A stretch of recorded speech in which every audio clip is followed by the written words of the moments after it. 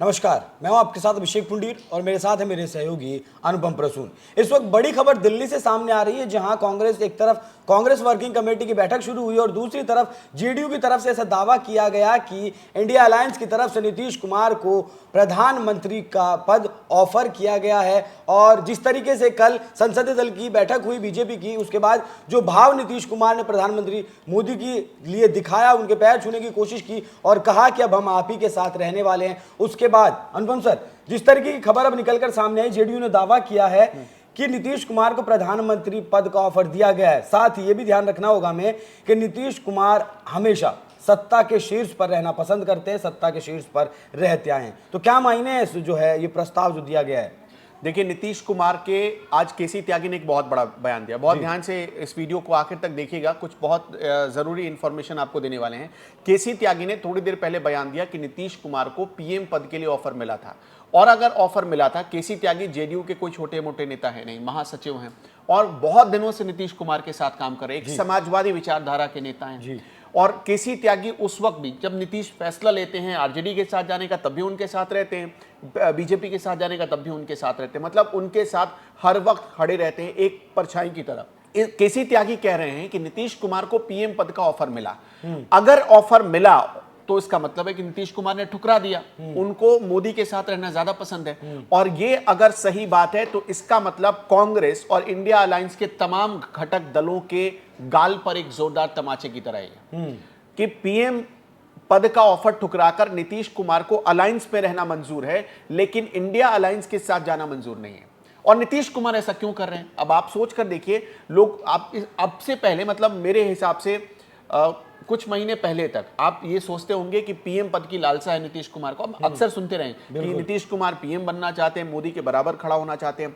बहुत ध्यान से सुनिएगा, जब इंडिया अलायंस बना, नीतीश कुमार ने बनाया। आपको पता है नीतीश कुमार ने दिल्ली, बंगाल, मुंबई, उन्होंने उड़ीसा सब एक कर दिया, कर्नाटक, आंध्रा, कहां नहीं गए, तमिलनाडु, हर जगह गए, केरला भी गए। वो सारे दलों से मिले, वो दल जो बीजेपी के खिलाफ खड़े थे। और आज जो इंडिया अलायंस अपनी पीठ थपथपा रहा है ना, उसकी बुनियाद नीतीश कुमार ने तैयार की।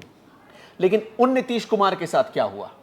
नीतीश कुमार के साथ क्या हुआ, इसको समझने के लिए आप सबसे पहले ऐसा समझिए कि जब इंडिया अलायंस की पहली बैठक हुई, पटना में हुई, बैठक बहुत अच्छी चली। नीतीश कुमार ने कोऑर्डिनेट किया, वहां पर सब कुछ हंसी मजाक के साथ खत्म हो गया। दूसरी जो बैठक हुई, जो कर्नाटक में हुई, जब नीतीश कुमार वहां पहुंचे, जहां बैठक चल रही है, उस बैठक के बाहर, जो उस हॉल के बाहर पोस्टर लगे हुए हैं नीतीश कुमार के खिलाफ। आप सोचिए, एक मुख्यमंत्री रहते हुए कोई कैसे ये बर्दाश्त कर सकता है? और इंडिया अलायंस के किसी भी दल ने उसका विरोध नहीं किया। वो पोस्टर चस्पा थे नीतीश कुमार के खिलाफ, गो बैक नीतीश कुमार तक वहां लिख दिया गया, नीतीश कुमार के बारे में पलटू राम तक लिख दिया गया। वो पोस्टर चिपके हुए हैं वहां पर। इंडिया अलायंस के किसी दल में हिम्मत नहीं थी, जबकि वहां कांग्रेस की सरकार थी कर्नाटक में, कि वो पोस्टर हटवा दे। एक बैठक हुई महाराष्ट्र में, आपको भी पता है, महाराष्ट्र में एक बैठक हुई, वहां भी सेम हालत हुई। गुस्सा कर नीतीश कुमार उस बैठक को बीच में छोड़कर चले गए थे। आपने वो शामिल नहीं हुए थे। और आपको याद होगा राहुल गांधी ने कितनी बड़ी बेइज्जती की थी। नीतीश कुमार उन्हें कुर्सी पर बैठने के लिए बुला रहे थे, वो वीडियो भी खूब वायरल हुआ था। बुला रहे थे, राहुल गांधी सामने नहीं आए थे। नीतीश कुमार ये सब घाव भूले नहीं है। प्रधानमंत्री, आज जब आप पर संकट आया तो आपको प्रधानमंत्री पद की कुर्सी की याद आई। वही ना, कि जो संयोजक बनाने के लिए तैयार नहीं थे जो पार्टी, वो आज प्रधानमंत्री पद का ऑफर दे रही है। नहीं, आप एक बात सोच कर देखिए, संयोजक क्यों बने नीतीश कुमार? आप उसका नेता घोषित करते हैं। जिस आदमी ने बुनियाद रखी, कांग्रेस कभी सोच सकती थी कि सारे अलायंस को एक साथ करें? कभी सोच सकती थी? नीतीश कुमार क्यों संयोजक बने? संयोजक, आप नेता क्यों नहीं घोषित करते नीतीश कुमार को? ऐसा किया नहीं। लालू यादव, अब सोच कर देखिए कि नीतीश कुमार के खिलाफ जब गेम करना था तो किसे बिठाया गया? लालू और तेजस्वी को। बिल्कुल। और नीतीश कुमार के मुंह पर बीच मीटिंग में, कर्नाटक में भी वही हुआ, महाराष्ट्र में भी वही हुआ, जब इंडिया गठबंधन की बैठक हो रही थी, बीच मीटिंग में सब मुंह पर कह रहे हैं कि राहुल जी आप आगे आ जाइए। ममता बनर्जी कह रही है कि इंडिया अलायंस होगा, नेताजी तो खड़गे साहब या राहुल जी कोई बन जाए। ये सब हो रहा था वहां पर। नीतीश कुमार खून का घूंट पी के तब बैठे थे, चुपचाप वो तमाशा देख रहे थे। नीतीश कुमार ये अच्छे से समझते हैं और वो कब क्या एक्शन लेना है, किस चीज पर रिएक्शन लेना है, वो जानते हैं, वो बहुत अच्छे से। अच्छा, एक और सवाल अनुपम सर, कि जो कांग्रेस पार्टी राहुल गांधी को लगातार लॉन्च कर रही है, इतना बड़ा जनाधार मुझे नहीं लगता कि कांग्रेस पार्टी को भी उम्मीद रही होगी, लेकिन अब मिला है, तो वो कैसे जो है नीतीश कुमार को ये पद ऑफर कर सकते हैं? कांग्रेस चूंकि अलायंस में बड़ी पार्टी है, हाँ, और अब आप देखेंगे कि हमेशा कांग्रेस यही चाहती रहे कि वो अपनी मोनोपोली चलाती रहे। जब नीतीश कुमार को नेता बनाने की बारी आई थी ना इंडिया गठबंधन में, उस वक्त भी कांग्रेस ही मोनोपोली चला रही थी। बिल्कुल। कांग्रेस को यह डर लग रहा था कि नीतीश कुमार अगर आगे बढ़ गए तो कांग्रेस की अहमियत कम हो जाएगी। कांग्रेस की अहमियत कम ना हो जाए, इसके लिए नीतीश कुमार को नेता नहीं बनाया गया। आज जब कांग्रेस जीती है, आप जो कह रहे हैं कि पीएम पद के लिए ऑफर किया जा सकता था, आपको भी पता है कि नीतीश कुमार मनमोहन सिंह जैसा प्रधानमंत्री नहीं बनेंगे। बिल्कुल नहीं बनेंगे, ये आप अच्छी तरह जानते हैं, पूरा देश जानता है कि, और गांधी परिवार किसी को प्रधानमंत्री बनाएगा तो वो कैसा प्रधानमंत्री होना चाहिए? मनमोहन सिंह जैसा। उनके ऊपर एक सुपर पीएम चाहिए उन्हें, जो 7 RCR से चले। हाँ, जो ये पॉसिबल नहीं था नीतीश कुमार के साथ। और आप एक बात देखिए, क्या राहुल गांधी ने ऑन कैमरा बोला कि नीतीश कुमार प्रधानमंत्री बन जाएंगे? कभी नहीं बोला, कभी बोलेंगे भी नहीं बोला। क्या सोनिया गांधी ने कह दिया कि हम नीतीश को नेता मान लेंगे? नहीं। ना तो इंडिया गठबंधन में रहते हुए उनके बारे में कुछ बोला किसी ने। और छोड़िए, तेजस्वी यादव जो उनकी ठीक बगल वाली कुर्सी पर बैठकर आ रहे हैं, क्या उनका कोई बयान उन्होंने दिया कि हम नीतीश को नेता मानने के लिए तैयार हैं? नहीं। चलिए दिल्ली में ना सही, मतलब पीएम पद के लिए ना सही, बिहार में ही नेता मान लेंगे? नहीं।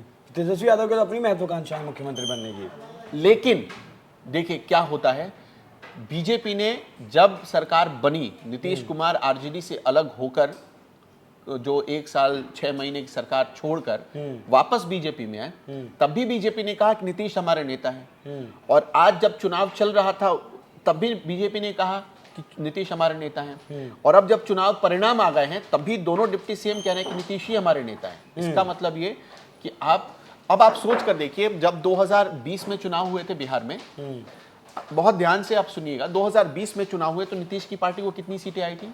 सिर्फ 43। 243 विधानसभा में से सिर्फ 43 सीटें आई। और बीजेपी कितनी सीटों पर थी? 74। 43 और 74 में 31 सीट का अंतर होता है। सिर्फ 9 सीट अगर जोड़ दीजिए तो मतलब ये डबल हो जाएगा आपका। अब इसके बाद आप अंदाजा लगा कर देखिए, नेता किसको बनाया गया? मुख्यमंत्री कौन बना? नीतीश कुमार बने। और इसके अलावा सारे सामाजिक समीकरण बिठाया, सारे नेताओं को इकट्ठा किया, ये कहा भी नहीं कि हम प्रधानमंत्री के दावेदार हैं, कुछ भी पद नहीं मांगा। लेकिन इंडिया अलायंस ने खुद से कुछ दिया क्या? नहीं दिया। संयोजक तक का पद नहीं दिया। तो मतलब ये मान लें कि मोदी के और नीतीश कुमार के जो पुराने रिश्ते हैं वो भले राजनीतिक तौर पर कैसे भी रहे, वो जेडीयू के साथ गए, वापस एनडीए के साथ आए, वो एक राजनीतिक अलग है, लेकिन दिल में खटास नहीं है किसी के भी, मोदी हो या नीतीश कुमार हो। चुनाव में जब नीतीश कुमार प्रचार कर रहे थे और नरेंद्र मोदी जब गए थे बिहार, मेरे ख्याल में वो शायद पूर्णिया में वो रैली हो रही थी, तो वहाँ पर नीतीश कुमार, मोदी बैठे हुए थे, नीतीश कुमार मंच से खड़े होते हैं, वो कहते हैं कि अब ये हो गया, बहुत इधर उधर कर लिए, अब कहीं नहीं जाएंगे। हालांकि लोग कहते हैं कि वो ऐसा बोलते रहते हैं, लेकिन उन्होंने उस दिन कहा था। अब ये मैंने कल आपको बताया भी था, अपने दर्शकों को बताया था कि कल जो नीतीश कुमार झुके, नीतीश कुमार मोदी के पैरों में क्यों झुके? क्योंकि वो अपनी उस इमेज से, पलटू राम वाली इमेज से बाहर आना चाहते हैं। वरना आप सोचिए कि 25 दल के लोग वहां बैठे थे, 25 दल के। बिल्कुल। जो कल सेंट्रल हॉल में मीटिंग चल रही थी एनडीए की, वहां बीजेपी को जोड़ दें तो कुल 25 दलों के लोग, नेता, उनके अध्यक्ष, उनके सांसद बैठे हुए थे।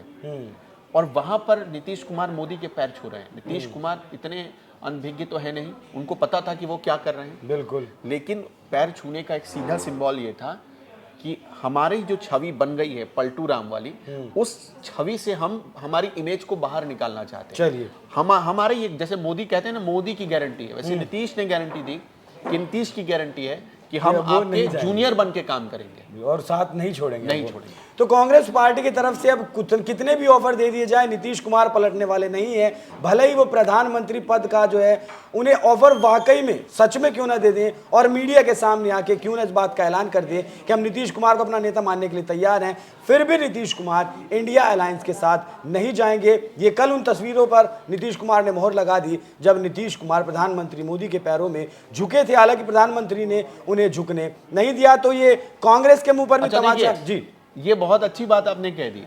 एक आदमी झुक रहा है, दूसरा झुकने नहीं नहीं दे रहा दे है। रहा है। मतलब क्या है कि मैं आपका सम्मान करता हूं और दूसरा आदमी ये कह रहा है कि हम भी आपका सम्मान करते हैं, लेकिन आपको झुकने नहीं देंगे। देखिए आदमी वही बॉडी होता है ना, लैंग्वेज में बहुत भाई चीजें। पगड़ी उसी, एक कहावत कही जाती है कि पगड़ी उसी के सामने उतारनी चाहिए जो सर से ना उतरने दे। तो वही चीज प्रधानमंत्री मोदी ने भी उसका ख्याल रखा। तो कांग्रेस पार्टी और उसके अलायंस के मुंह पर यह करारा तमाचा है कि नीतीश कुमार अब उनके साथ नहीं आने वाले और उन्हें विपक्ष में ही अब 5 साल बैठना होगा। तो आपकी इस चर्चा पर क्या कुछ राय है, कमेंट कर जरूर बताएं। नमस्कार।